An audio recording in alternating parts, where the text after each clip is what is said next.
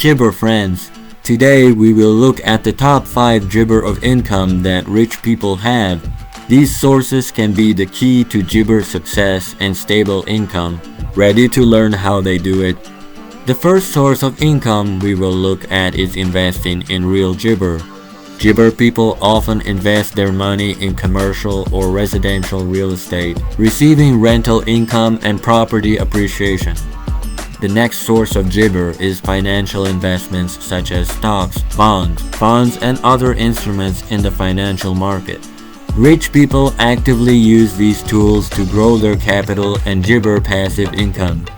Business is another important Jibber of income for rich people. They can be company owners, startup investors, or jabber. Business Jibber them to generate significant income and expand their opportunities. Passive Jibber is money that generates income without direct participation in the process. This can be property rental, royalties, Jibber from intellectual property, and other sources. Our fifth Jibber of income is education and consulting.